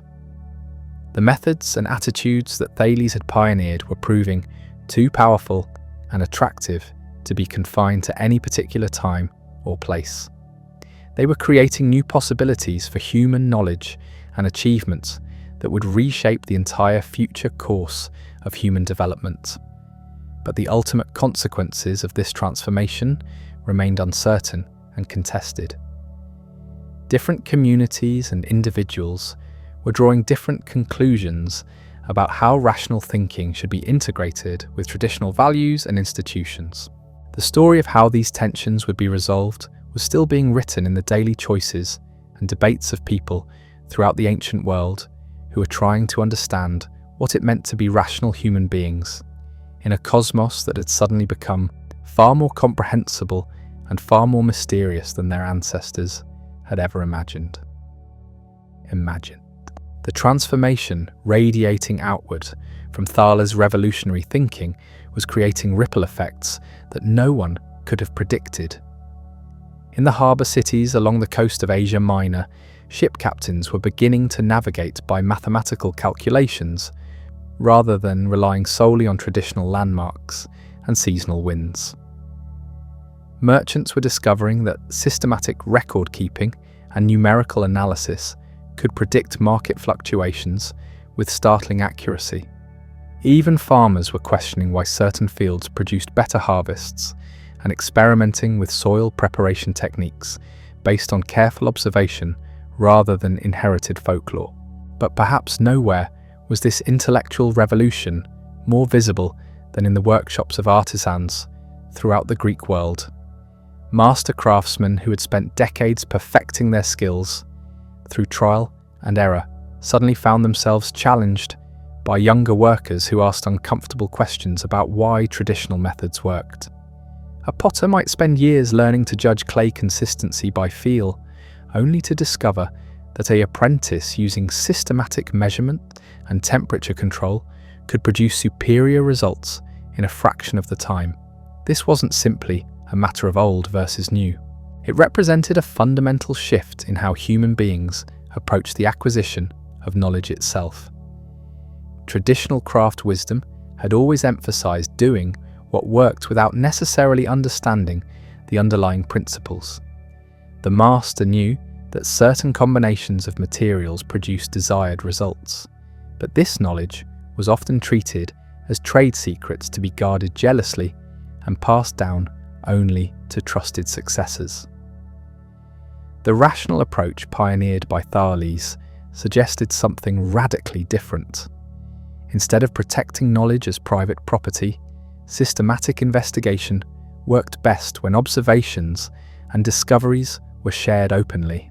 Mathematical relationships and natural laws didn't belong to any individual craftsman.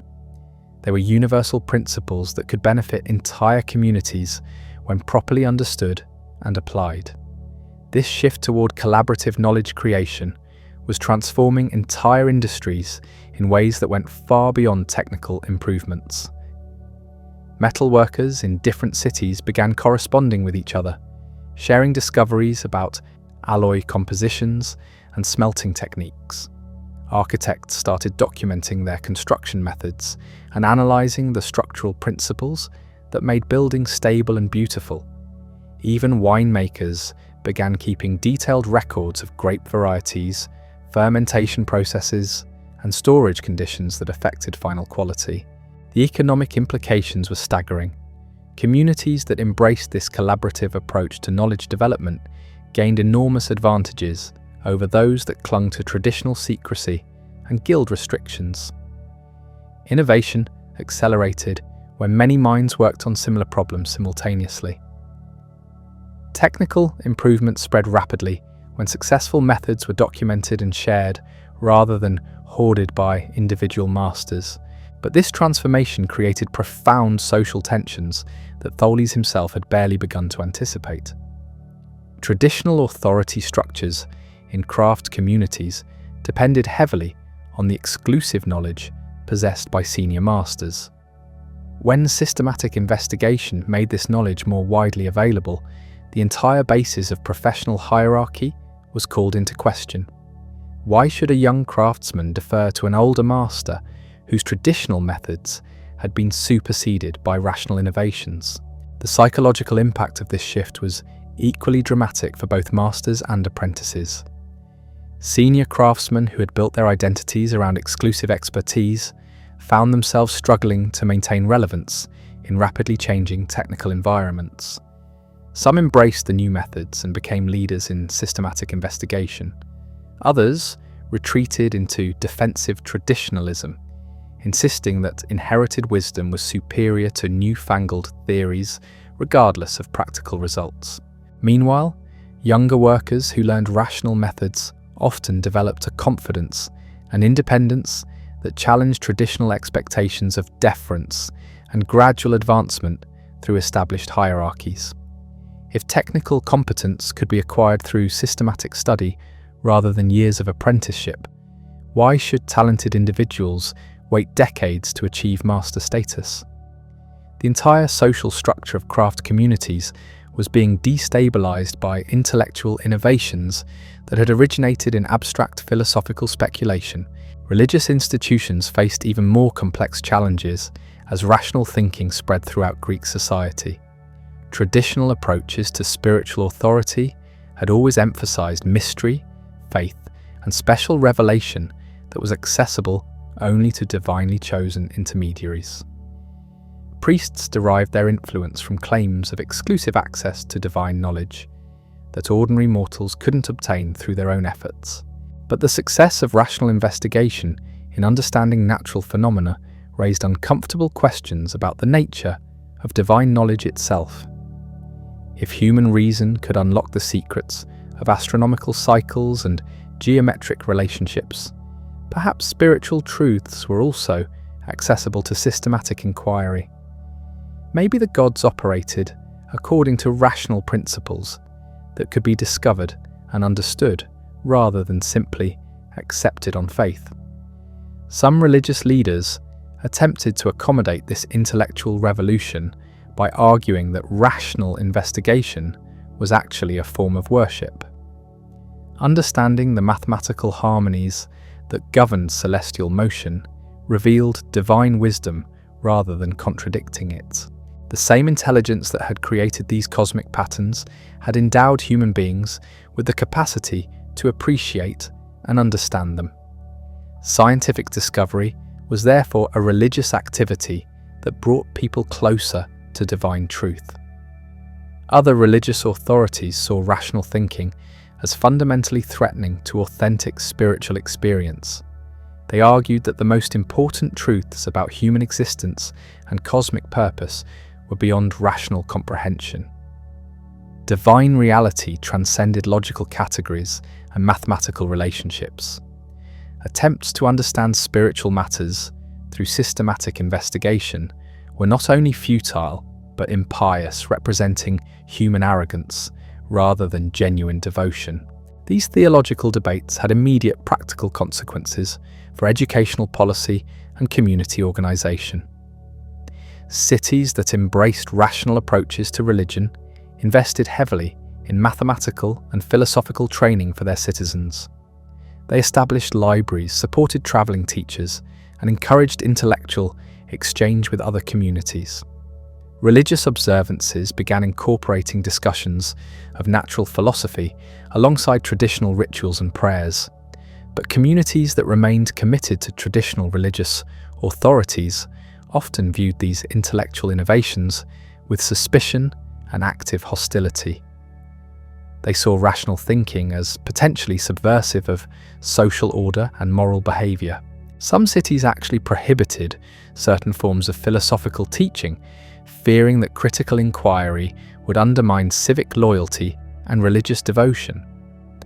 The cultural revolution initiated by Thales was forcing entire communities to choose between intellectual progress and traditional stability.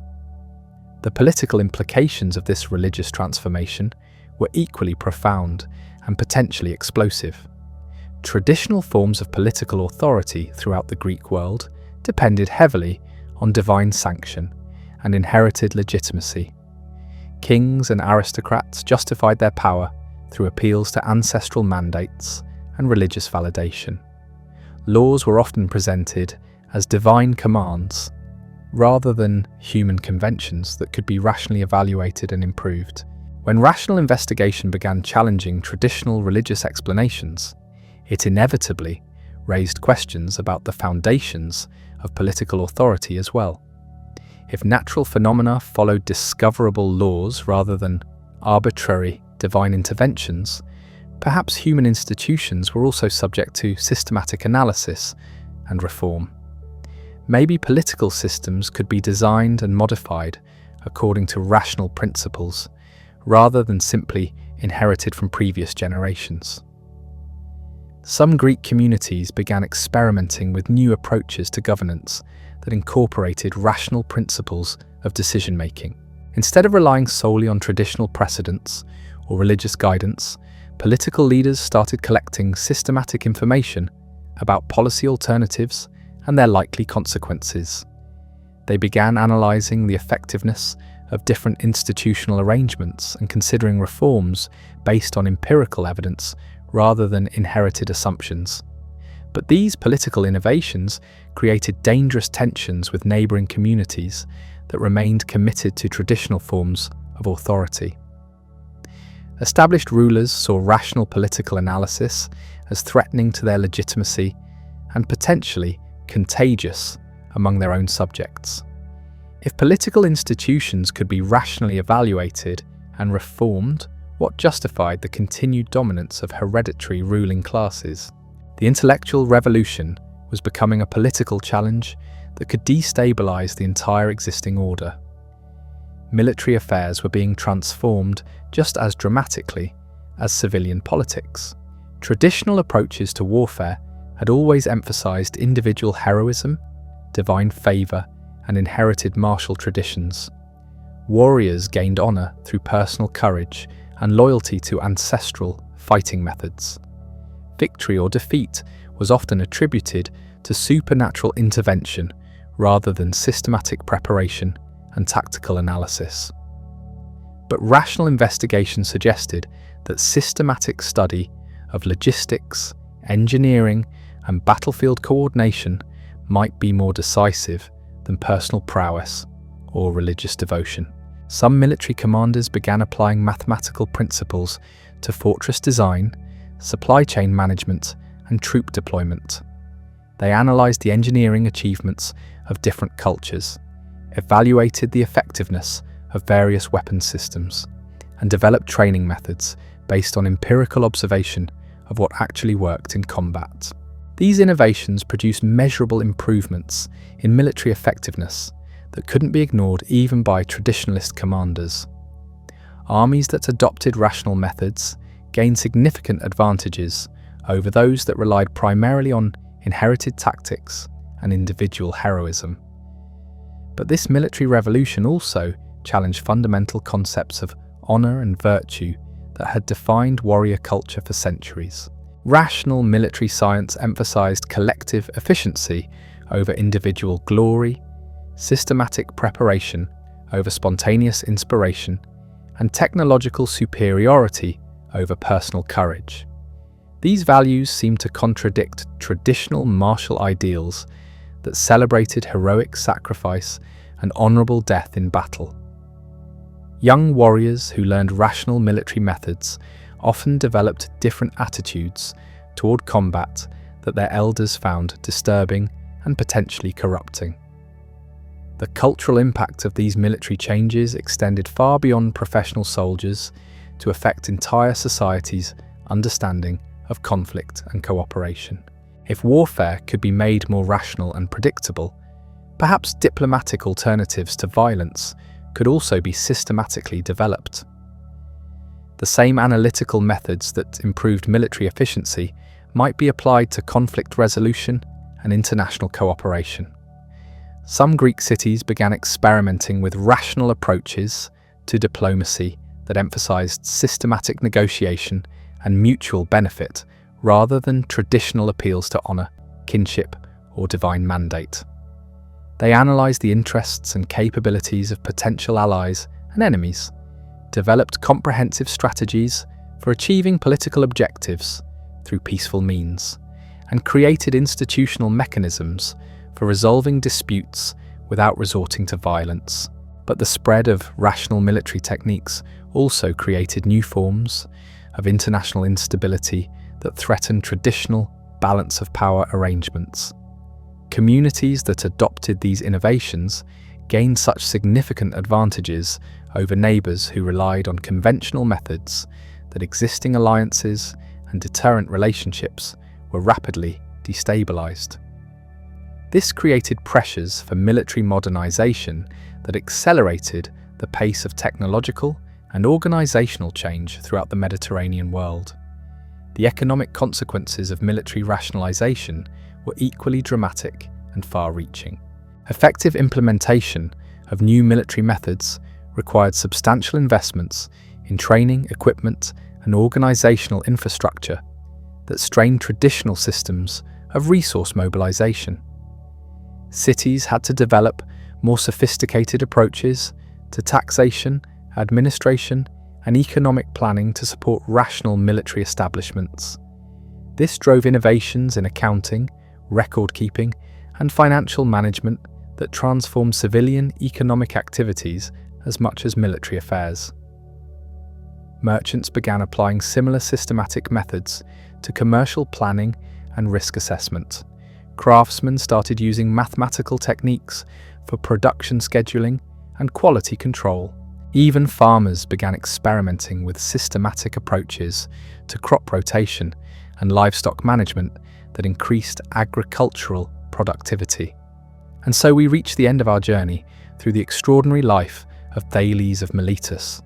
From that merchant standing on the docks in 640 BC, watching ships and seeing mathematical patterns where others saw only cargo, to the moment his intellectual revolution began transforming every corner of human civilization. Thales gave us something far more precious than any single discovery about water or eclipses or geometric theorems. He gave us the audacious belief that human reason could unlock the deepest secrets of existence itself, that we didn't have to accept the world as an incomprehensible mystery ruled by arbitrary gods, but could investigate, understand, and even predict natural phenomena through careful observation and logical thinking. The questions he taught us to ask: how do things really work? What evidence supports our beliefs? How can we test and refine our understanding? These questions echo through every laboratory, every classroom, every moment when someone chooses to think rather than simply accept. From ancient Athens to modern universities, from Galileo's telescope to quantum mechanics, the intellectual courage that Thales first demonstrated in Miletus continues to drive human progress. So the next time you use GPS navigation, marvel at an eclipse, or simply wonder why the world works the way it does, remember that merchant on the docks who dared to believe that reality was rational and that human minds were capable of understanding it. His greatest gift wasn't solving the mystery of existence, but showing us that the mystery could be solved.